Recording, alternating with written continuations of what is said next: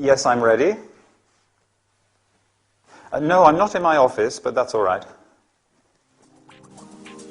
Hello, thanks for tuning in to me. Agony Aunt Emma, celebrity agony aunt of City Live FM. I'm very glad you tuned in because we have a special guest today. Live from his London office, Al, the training manager of a legal firm. Hi, Al. Hi, Emma. And thank you for inviting me to talk to you. Thanks to you. It's such an honor having the opportunity to talk to you. I know that you have a lot of responsibilities and that you play a key role in the management of your firm. Well, yes, I do. I've always wondered what people like you look like, what kind of life they lead. It must be exciting. If you consider a 10-hour working day exciting. Being a training manager is a very demanding job. Sure. What kind of programs do you run? Quality control, work measurement, human resources, development of supervisors. Wow. Can you tell us some more about your specific duties?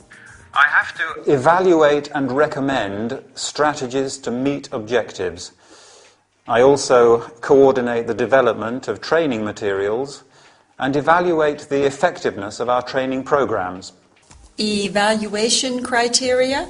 Yes. They have to be specific, measurable, obtainable, and timely. What about measuring your outcomes? Right. I also have to set the company's goals and measure training outcomes in order to achieve long-term success. Well, Al, thank you very much. It's been nice talking to you. Bye-bye. Thank you. Bye.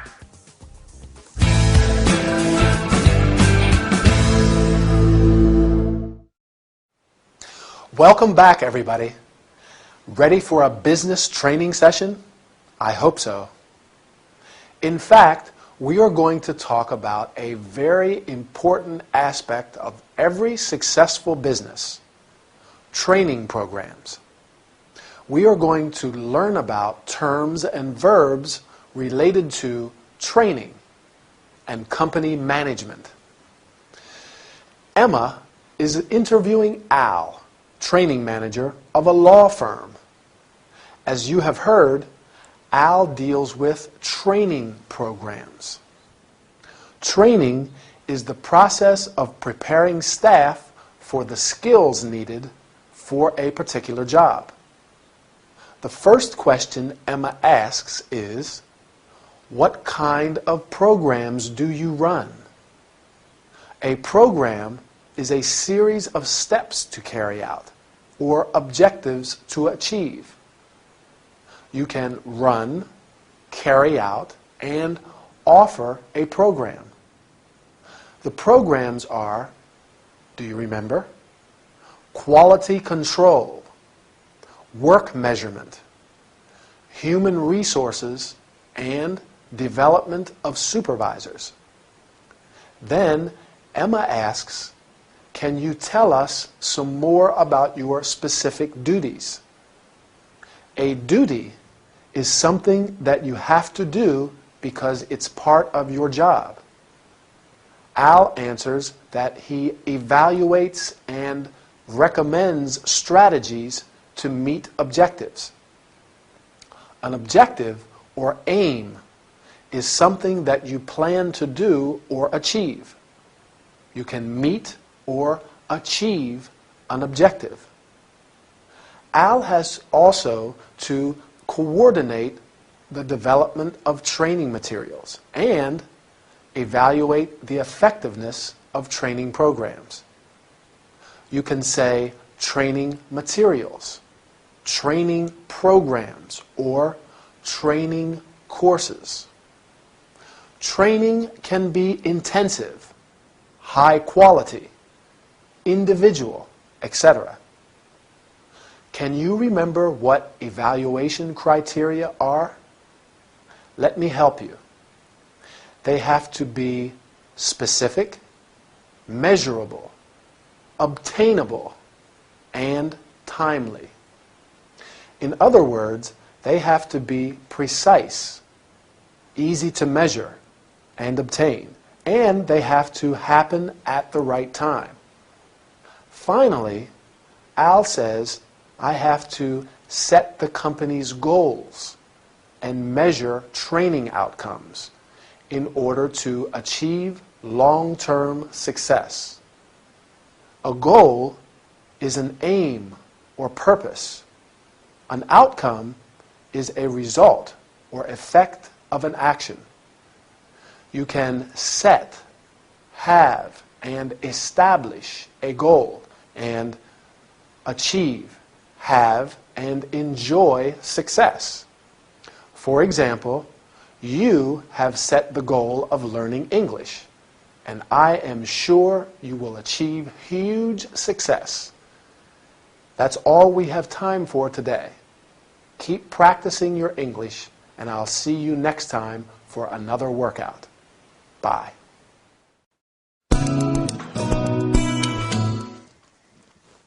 Is that everything? Yes. Good. Oh, and remember to make sure that Miss Bree's boyfriend... Diggs. Yes, Mr. Diggs. Make sure you let him know that he won't be admitted to this press conference. I'll call O'Connor straight away. Wait a minute, Linda. Let's go through it all one last time. I want to be 100% sure we haven't forgotten anything important. But we've just been through it twice. I'm 200% sure we didn't forget anything. Well, I'm not. So bear with me one more time and I'll let you get on with your work. Fine. Okay. So, O'Connor and Miss Bree know about our meeting? Yes. Okay. What time are they arriving? At 9:30. We're holding the press conference as soon as we finish the meeting. Do they know about that? Yes, they do. We have to be ready to start the conference by 11:30 at the latest. Yes, I know. Is Miss Bree's mother coming this time? Would you like me to call O'Connor and ask him? No, that won't be necessary. What about our client? Will his son be present? I don't know. I didn't send him an invitation. Please, Linda, I have to know who will be there. I'll find out.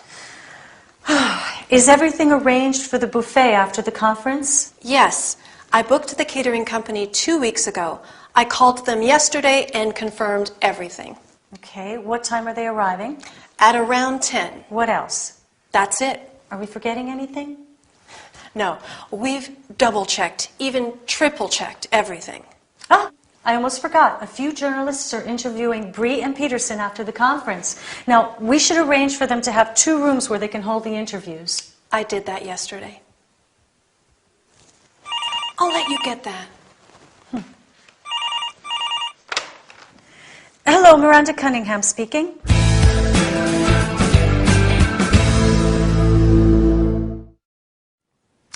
Hi, everybody. It's lucky Linda manages to sneak out before Miranda decides to check everything again. Linda is sure that everything is arranged for the meeting and the press conference next week. But Miranda wants to go through it all one last time. We're going to look at the different ways they confirm various arrangements. You probably noticed the use of will when Linda makes a quick decision to do something. I'll call O'Connor straight away. I'll find out. What other expressions could we use when we are promising to take action? I'll take care of it, or I'll let him know. But when Miranda talks about the planned future events, she uses the present continuous. We're holding the press conference as soon as we finish the meeting. A few journalists are interviewing Bree and Peterson after the conference. What time are they arriving? Is Miss Bree's mother coming? What other questions can we ask to confirm everything is arranged? Yes, that's one. Is everything arranged? Miranda asks, is everything arranged for the buffet? Is everything ready? Is everything organized? Are we forgetting anything? Who will be there? She gives a few instructions as well. make sure you let him know that he won't be admitted to the press conference. She's talking about Mr. Diggs. He won't be admitted to the press conference. A definite future event. It's not really planned. That's just the way it is. He won't be admitted. Maybe he caused a bit of trouble the last time. So she says, make sure you let him know. Make sure you do it. That means it's important that you do it. So be sure to do it. What about when Linda talks about all the things she's done? I booked the catering company 2 weeks ago. I called them yesterday and confirmed everything. I did that yesterday. Very efficient. Are you as efficient as Linda? Great. So did you get all that? Or shall we go through it one more time? No. I'm sure you got it. Bye for now. So, Rose, how are you? Not well. I have a serious problem. Please, tell me, what exactly is your problem? The situation at my workplace is unbearable. Why is that? I don't know why, but everybody hates me. Come on, Rose, you are exaggerating. No, I'm not. My colleagues hate me. The secretary hates me. The accountant hates me. The cleaning lady hates me. And do you know who hates me the most? No. Mr. Gradgrind. Oh, Mr. Gradgrind, your boss.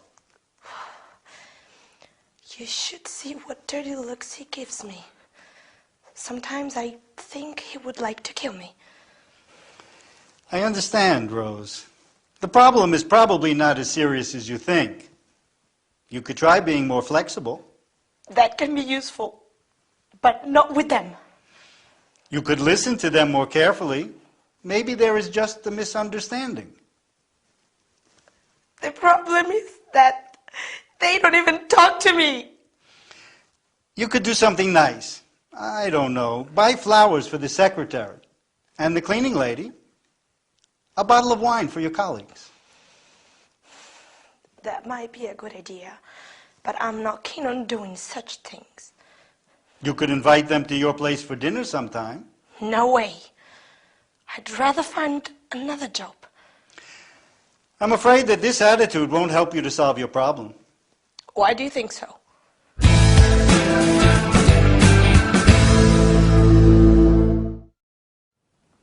Hi and welcome. Do any of you have problems with colleagues? Well, I think that's quite a common problem, right? During this workout, we are going to talk about it. Today, we are going to learn about expressing reservations and rejecting suggestions. As you have seen, Rose visits Dr. Frazier because she has a serious problem at work. The problem is, remember? Yes, that everybody hates her. Her colleagues, the secretary, the accountant, the cleaning lady, and most of all, her boss. Do you think this is true? I don't know. However, Dr. Frazier is very patient and offers some suggestions in order to help her solve her problem.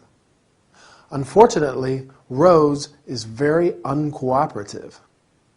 First, Ray suggests trying to be more flexible, and Rose answers, that could be useful, but not with them.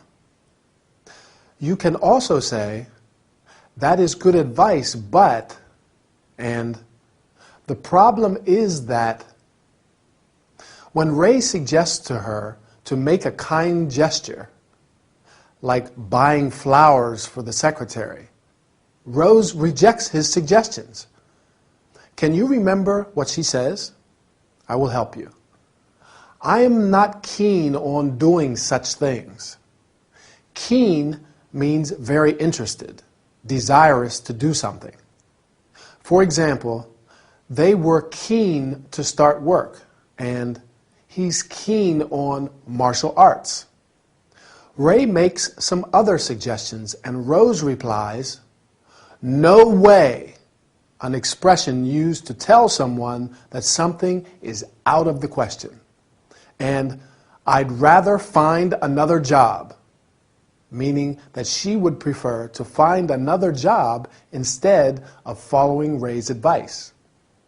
Do you think that Rose is going to solve her problem? I doubt that very much. That's all for this session. See you next time for another workout. Bye. Well, you've told me about your immediate family. Today I'd like you to tell me about the rest of your family. Grandparents, aunts, uncles, cousins. Do you want to know about my brothers and sisters? No, you're an only child, John. Just checking your memory. Right. Well, what can you tell me about your family? Well, let's see now. My family. We have a tradition of hairdressers in my family. My grandfather, on my mother's side of the family, was a hairdresser. My uncle Len, my mother's brother, is a hairdresser. I'm a hairdresser. Oh, and my father's cousin, Wendy, is a hairdresser. What a lot of hairdressers. Yep, all hairdressers. Do you get on with your uncle? Yes, we get on like a house on fire. He's like the older brother I never had. And what can you tell me about your grandfather? Oh, he died a few years ago. He was very affectionate and loyal to his family.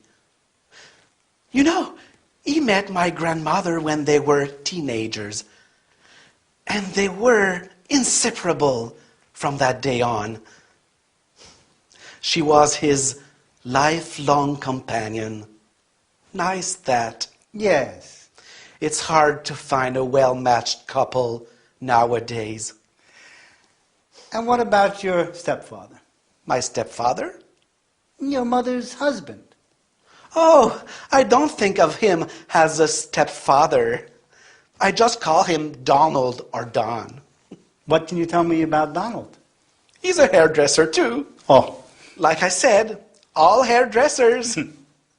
Now, if you ever need a haircut, you know who to call.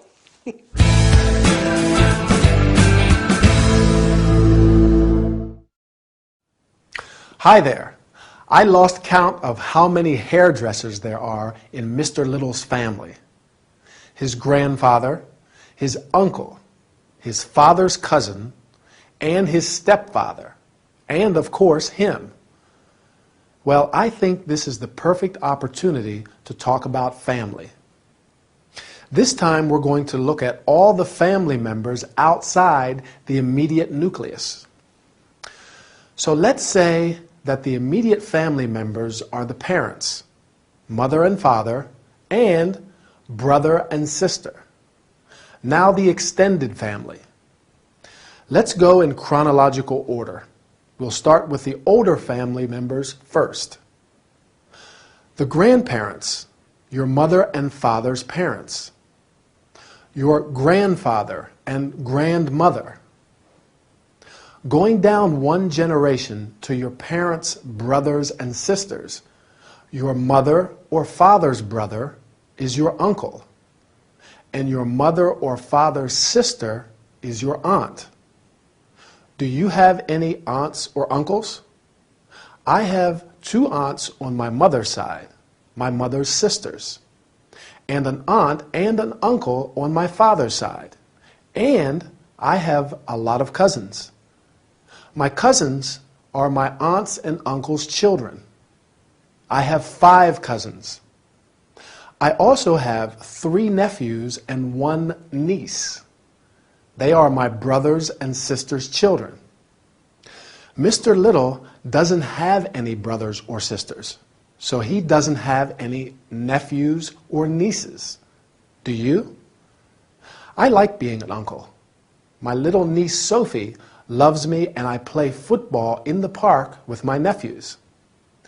Now, what about the members of the family you acquire through marriage? When you get married, your husband's or wife's family becomes your family-in-law, and the members of your family become his or her in-laws. Mother-in-law, father-in-law, brother-in-law. For example, my brother is married. His wife is my sister-in-law. I'm her brother-in-law.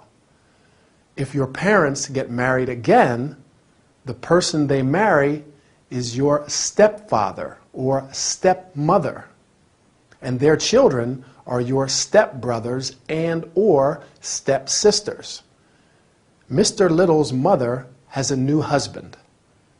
He's Mr. Little's stepfather, although he says he doesn't really think of him as his stepfather.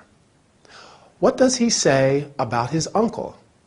He says they get on like a house on fire. That means they have a good relationship. They get on very well. What about his grandfather? He was affectionate and loyal. He and his wife, Mr. Little's grandmother, were inseparable, lifelong companions. Ray's right. It's not easy to find such well-matched couples. Two people who are perfect together. Well, that's it for now. See you again soon. Let me see. You made a reservation for our tour, Wonderful Australia, right? Yes. Is there anything I can help you with? I would like to verify all the details, if possible. Sure. That's what I'm here for. Shall we start with the departure date? I would like to leave August 8th instead of August 15th. Sure. Let's have a look. Yes, we have a place available on August 9th. That's fine by me. Is that all? No. I would like to visit Kangaroo Island, but it isn't included in the tour. That's true. One possibility could be an optional excursion. There's a flight from Adelaide that takes you to Kangaroo Island. That sounds fine. It might be a good idea to rent a 4x4 vehicle with a specialist guide. You can walk amongst Australian sea lions and visit a park where kangaroos come out late in the day to eat. Wow! Sea lions? Kangaroos? Terrific! Well, now let's speak about the price. Yes. The price of this excursion is £350 per person. £350 per person? That's pricey. Yes, but I think it's worth the price. Would you like to see some photos? No, thank you.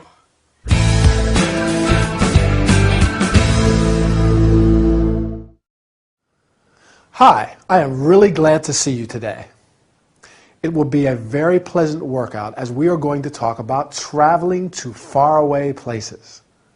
Today we are going to learn how to start a conversation, make and accept suggestions, reach an agreement, change topic.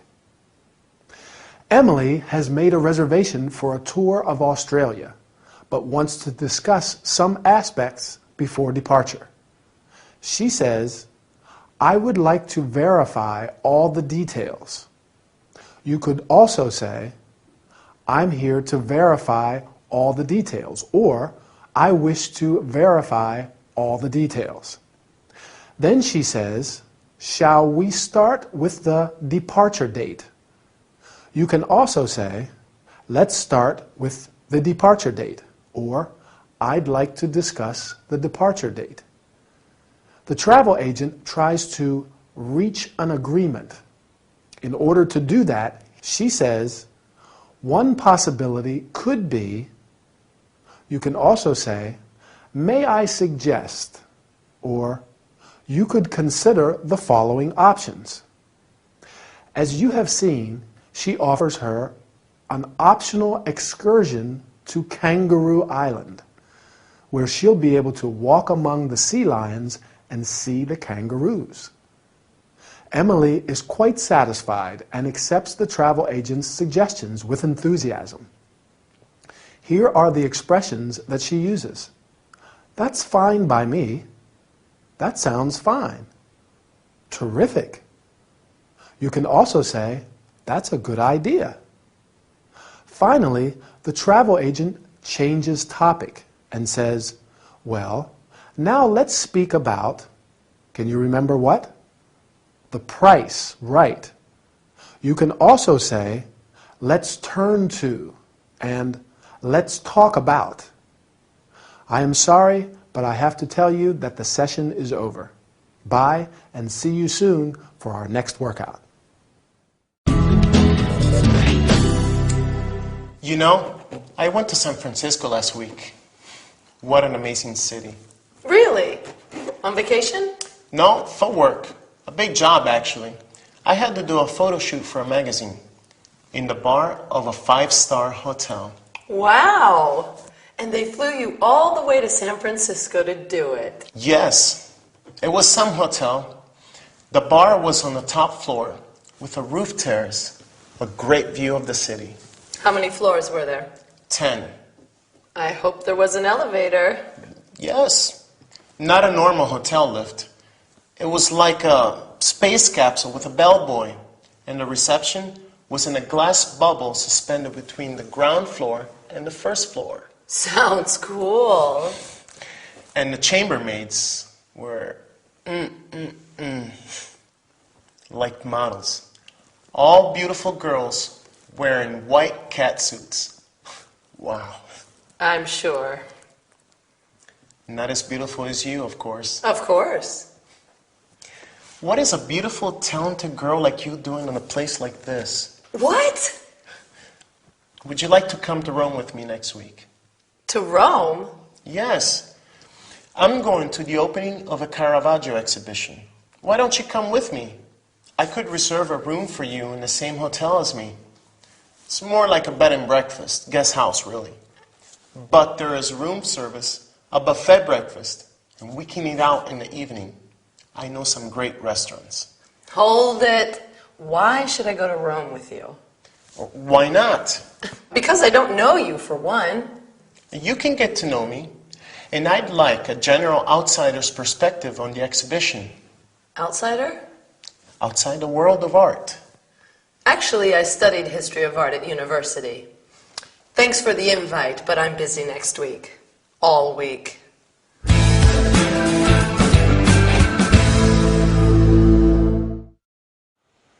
Hello again and welcome back.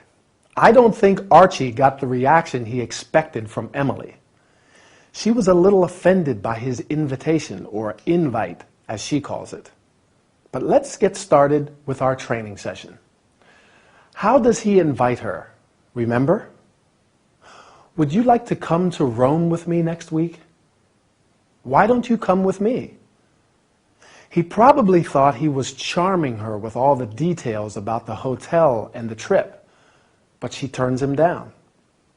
Now, as I want to talk about hotel and accommodation related terms, I'm going to use Archie's descriptions of the 5-star hotel in San Francisco and the bed and breakfast in Rome to help me. I have to admit, the 5-star hotel does sound interesting. Do you remember what it was like? The reception was in a glass bubble suspended between the ground floor and the first floor. What do we call the person who works at the reception?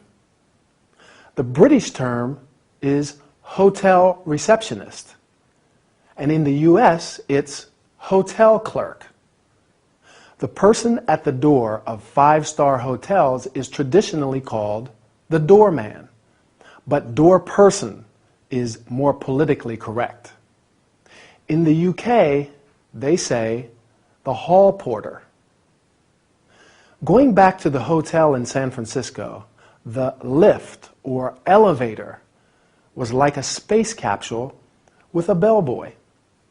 The bellboy is the person who carries the guest's luggage and takes them up in the lift. Oh yes, lift is the British term, by the way, and elevator is the American term.